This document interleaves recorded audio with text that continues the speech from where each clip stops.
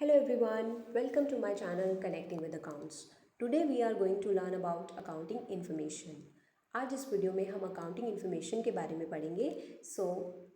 इस वीडियो में हम पढ़ेंगे व्हाट इज़ अकाउंटिंग इन्फॉर्मेशन क्या होती है, कैरेक्टरिस्टिक्स ऑफ अकाउंटिंग इन्फॉर्मेशन के क्या फीचर्स हैं, टाइप्स ऑफ अकाउंटिंग इन्फॉर्मेशन, कितने टाइप्स की अकाउंटिंग इन्फॉर्मेशन होती है, यूजर्स ऑफ अकाउंटिंग इन्फॉर्मेशन के कौन कौन से यूजर्स हैं. So let's get started. Accounting information का मतलब है वो इन्फॉर्मेशन जो बिजनेस से रिलेटेड है. लाइक बिजनेस में कितना प्रॉफिट है या बिजनेस में कितना लॉस है, बिजनेस के क्या एसेट्स हैं, क्या लाइबिलिटीज़ है, क्या एक्सपेंसेस है, क्या इनकम है. ये सारी इन्फॉर्मेशन अकाउंटिंग इन्फॉर्मेशन है जो हमें मिलती है फाइनेंशियल स्टेटमेंट से. फाइनेंशियल स्टेटमेंट्स हम प्रिपेयर करते हैं बुक कीपिंग के प्रोसेस के थ्रू. अकाउंटिंग इन्फॉर्मेशन यूज़र्स और मैनेजमेंट को हेल्प करती है बिजनेस के लिए राइट डिसीजंस लेने में. कैरेक्टरिस्टिक्स ऑफ अकाउंटिंग इन्फॉर्मेशन कैसी होनी चाहिए, रिलायबल होनी चाहिए, मतलब ट्रस्ट वर्दी होनी चाहिए, जिस पर हम ट्रस्ट कर सकें. उसके अंदर कोई एरर्स या कोई पर्सनल जजमेंट्स नहीं होने चाहिए. एक्चुअल होनी चाहिए, जो फैक्ट्स एंड फिगर्स के ऊपर बेस्ड हो.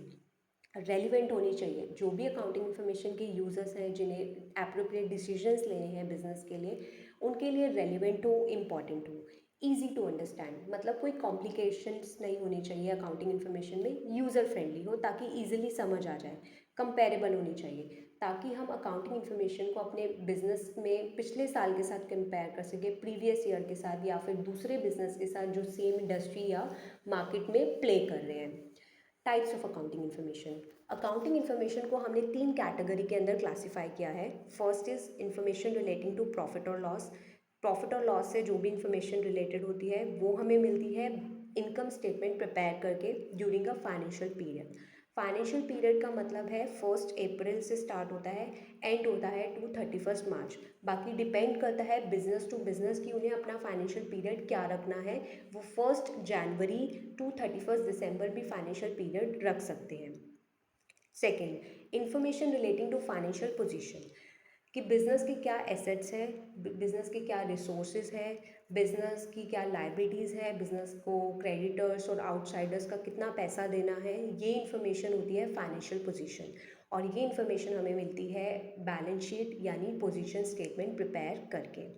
Third is information relating to cash flow, कि बिज़नेस के अंदर कितना कैश आ रहा है, कितना कैश जा रहा है. ये इन्फॉर्मेशन बिज़नेस को कैश फ्लो स्टेटमेंट प्रिपेयर करके मिलती है during a specific period. Now, users of accounting information के 2 टाइप्स के यूजर्स हैं, internal users, external users. Internal users जो विद इन द बिजनेस है, विद इन द कंपनी है. एक्सटर्नल यूजर्स जो कंपनी के बाहर है, जो कंपनी का पार्ट नहीं है. Internal users like owners, management, employees and workers.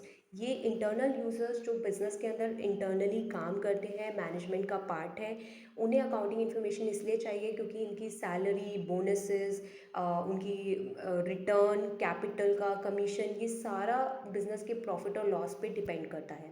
External users में आते हैं हमारे banks and financial institutions, creditors, investors, government aided authorities, researchers, customers, public. ये सारे हमारे यूज़र्स होते हैं एक्सटर्नल यूज़र्स को ये इन्फॉर्मेशन इसलिए चाहिए क्योंकि उन्हें बिज़नेस को लोन देना चाहिए या नहीं देना चाहिए, बिज़नेस टाइम पे टैक्स पे कर रहा है या नहीं कर रहा है, और क्या हमें बिज़नेस में इन्वेस्ट करना चाहिए या नहीं करना चाहिए. तो इन सब यूज़र्स को भी अकाउंटिंग इन्फॉर्मेशन चाहिए ये सारे डिसीजंस लेने में. Thank you for watching. Please like, share and subscribe to my channel for more such videos.